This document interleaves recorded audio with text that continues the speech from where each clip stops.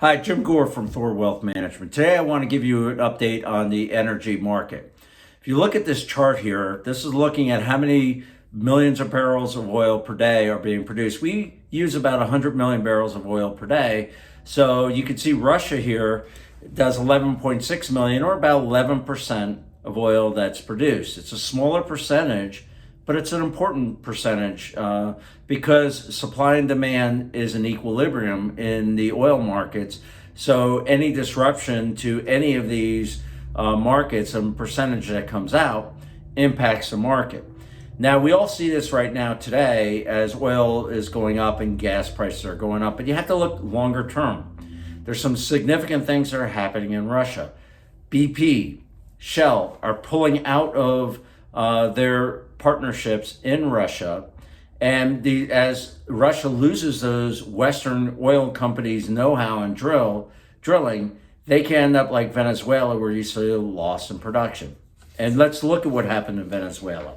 So this chart is looking at Venezuela oil production, which was a very rich country till Hugo Chavez came in, and in the early 2000s, they were producing about 3 million barrels of oil per day. Well, he wanted to attack the profits of those oil companies, and you can see it dropped by 20% within 2 years.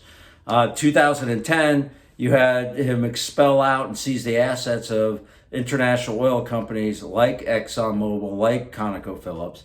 And then the big drop at the end there in 2017 is when all the international service companies left. And because of that, their production dropped dramatically.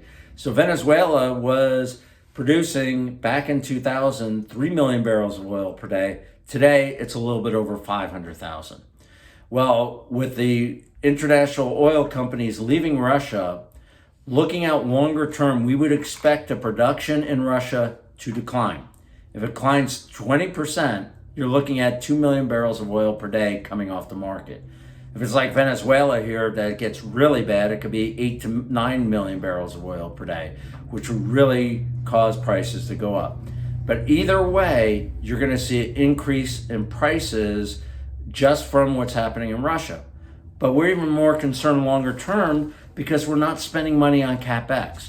If you look at this chart here, this is looking from 2012, the money that was being spent on upstream oil and gas companies, the drillers, and how much they were spending on CapEx. Back in 2012 to 2014, you can see when oil was at $93 a barrel, they were spending about $700 million or $1 billion per year for drilling.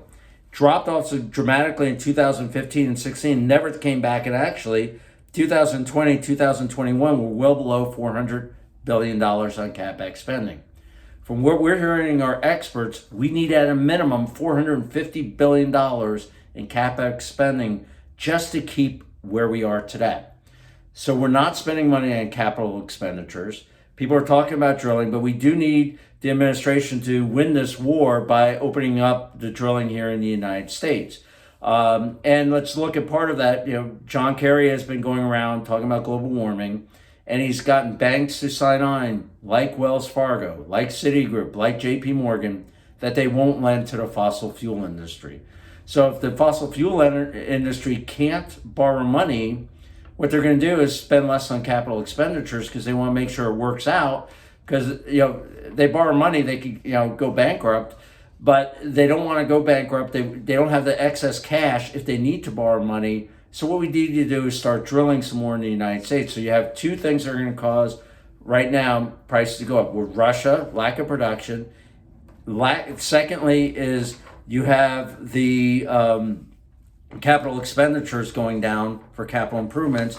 And the third point that's going to cause prices to go up, when you add that's a supply side falling, but the demand side is also important. And you look at this chart here, this is from the EIA, that is looking at from 2020 to 2050, the use of production. Notice here, renewables goes up dramatically. We need renewables, no question about it.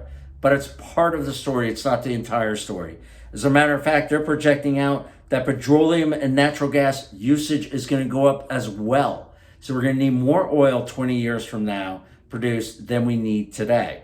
So demand is going up at the same time. On the other story, we have two issues that are causing supply problems.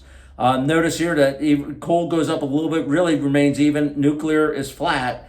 And you can see percentages on the right-hand side. Renewables are a bigger percentage, but we're using more energy in the future. So renewables are not the answer. They're part of the solution, but we still need fossil fuels to be included in this debate. So from an investor standpoint, we see that energy prices are going to remain high for a longer time period. Two supply issues, one demand issue. Supply falls, demand increases, prices go up. So we go back and look at our videos either on our website or our YouTube channel. You can see last 2 years we've talked about the MLPs, the pipeline space. We still like that. But also in our clients' portfolios, we have alternative investments that do have some commodities in them as well.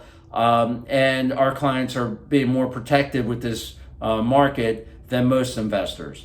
So if you don't have that in your portfolio, or you're looking to talk to somebody about how they can help you diversify your portfolio, reach out to us at our website, thorwealthmanagement.com, or give us a call. We'll see if we can help you. Take care and talk to you in a couple weeks.